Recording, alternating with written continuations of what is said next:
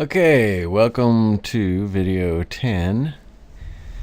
In this part, I think we're going to come out of the splash and into the game. So if we open the splash control and we go to, let's go to alarm 0. Remember I put this code in here. Let's just go ahead and cut that out. In the destroy, okay, audio stop all, instance create object game controller. Okay, so that should start the game. Now when we look at the game control, we're going to create the object title and the start button. So we're going to have to add the scripts. Actually, in the scripts here, right click, create group. Let's call this GUI sprites. Let's see, the nuke is part of the GUI. Sprite rock, no, that's part of the thing. Small shield, that's part of the GUI. Exit button, full screen button, and sound button. And just to kind of clean it up a little bit. Okay, let's create a new, create sprite, load, and where are we at here? In the wrong folder.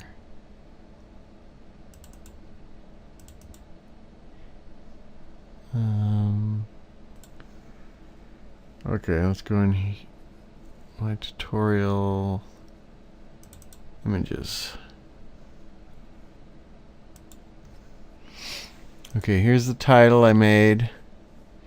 You can use this or you can make your own title. Sprite underscore title, and I believe we want it centered. Yeah, that'll work. And we're going to edit that in a little bit here, and then we'll add create sprite start button. Load it up. Where's it at here? Start button. Kind of simple. Now on this one I think I'm just gonna go, okay, I click center, but then I'm gonna put the Y at 0. So I just want it to be centered in the horizontal. Okay. Now in the game control, let's create these, or let's see. Oh, I think I will make, let's see, the object title I'm going to make into an object. Start button I think I will just draw. So, that's the splash objects. I'll just make an object real quick. Create object. Object title. That's only because I got some animation. It kind of just it changes colors, and it's just faster and easier to do it this way. Object title, drop down the sprite to the sprite object. Okay, shut that for now. And let's work on the title first. Okay, I'm going to open up the sprite title, and we'll edit the sprite. Let's see, I'm going to probably have, not sure how many images I want to use. Okay, let's open it all the way up. Okay, I'm going to copy it and paste. And paste, and paste, and paste, and paste, and paste, and paste, and paste. Wait, I think I only want 7. Let's delete that one. Okay, so what I'm going to do is I'm going to double click on the image 1, and I'm going to say image colorize. I think I want to use the hue. And so what I'm going to be doing is changing. Let's take it to 20. The color, so it'll just change colors on the screen. Once again, image colorize, and it stays to what you had before. So let's take it another 40. Okay. Image 3. Image colorize. Actually, yeah, 60. Come on. Okay. It's not the best editor in the world. Okay, and image 4. Colorize. And that one doesn't. Let's jump it up a little bit farther. Let's go 120.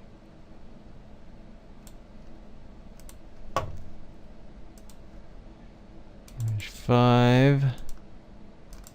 Colorize. I think I want it to be more of a dark or a blue, a nice blue. Let's go 160. Image 6. I would like to be like a purple, I think. Let's take it to 190. Come on. Come on. Yeah, we'll call that good. And the last one, we'll do kind of a pink, I think.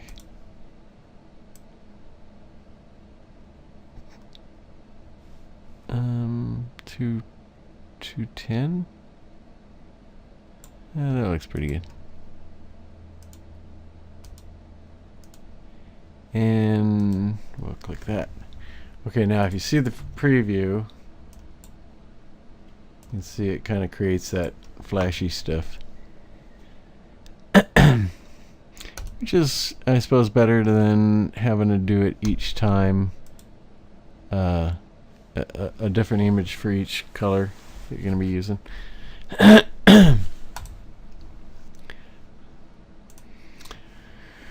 Okay, now let's see. So object title, let's add a create. So add event, create, control, and right click on the code. And we're going to say image alpha equals 0. X equals room width, width divided by 2. Y is going to equal room height divided by 2. And I'm going to say minus 100. Image speed. Now that's the speed of those sprites that are going to be running. Is going to equal, let's go with 0.1. That's how fast it rotates through this, all those images. All these images. That's, I'm assuming, oh, speed right here. We can test it here. So here's 1. Wait, did it work? Nope. Something's wrong here. Oh, we're running at 60 frames a second. So that's what it would look normally if I didn't put the 0.1. It's a little too fast as far as I'm concerned. So. Okay, once again, we're going to have, let's do the step in the code. I'm going to have it fade in like I did the other stuff. If image alpha smaller than 1, image alpha plus equals 0.05. So it should fade in pretty quick. Okay. That's just for the title object. Now, when we go to the game object, we're going to add an event, create, control code, instance, create. XY, and once again we will be the object itself will place itself onto the screen, so we don't have to worry about the X and Y. And title. Let's give it a try.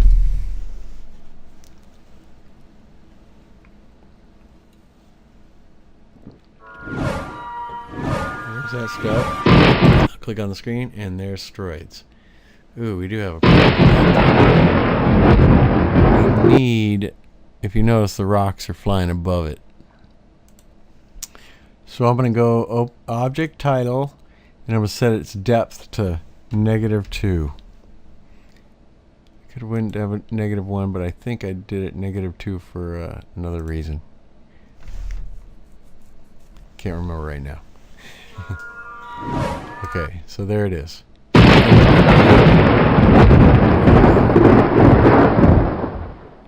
And you can make your own logo.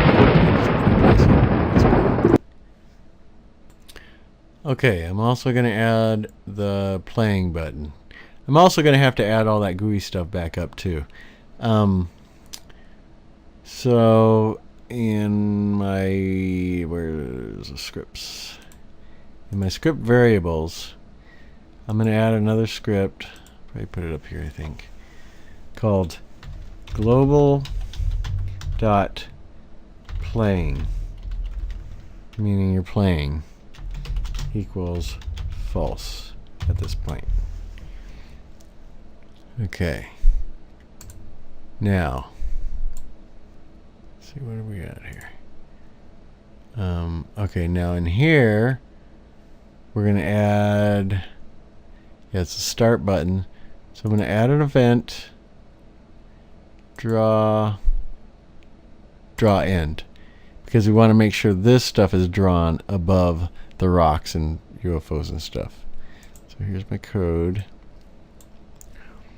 And I'm going to put if, because the game hasn't started yet, you haven't pushed the start button, global.playing, which means false, is false. Why do I have two of those? That doesn't make sense.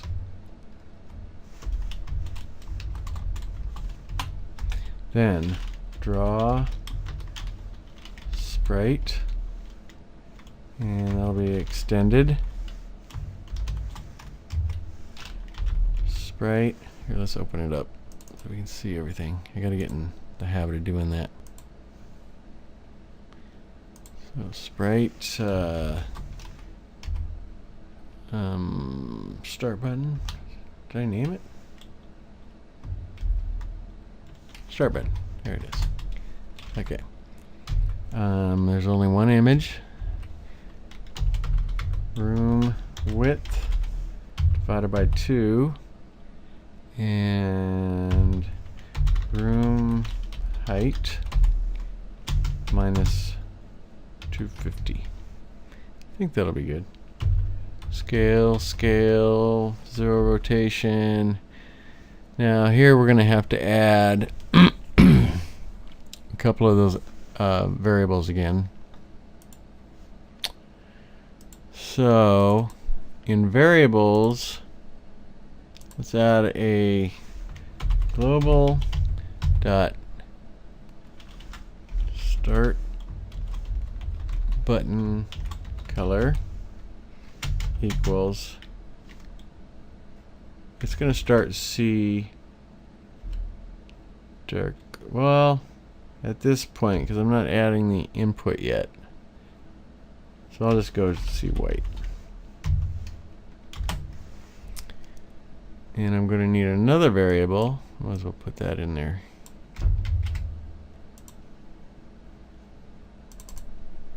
So that one's going to be the color. But I'm going to add another variable that's going to be local called start button alpha.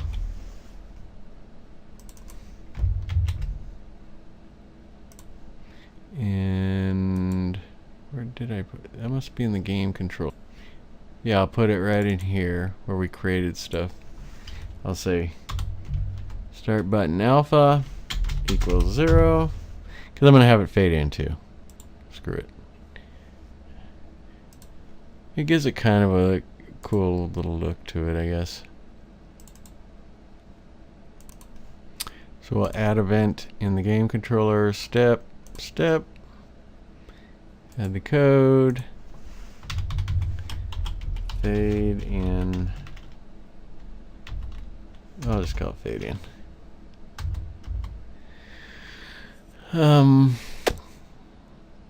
Okay, if once again global dot playing is false,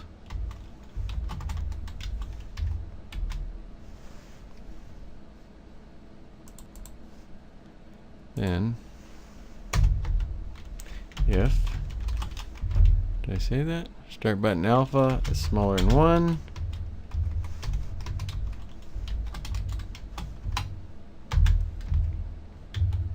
Start button alpha plus equals 0.05.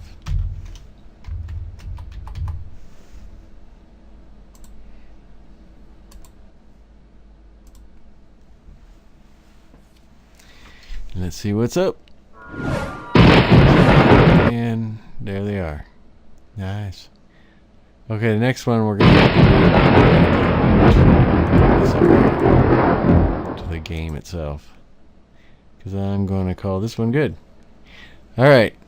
I hope you're enjoying the videos, and if you are, please subscribe, and I'll see you guys later. Okay, bye.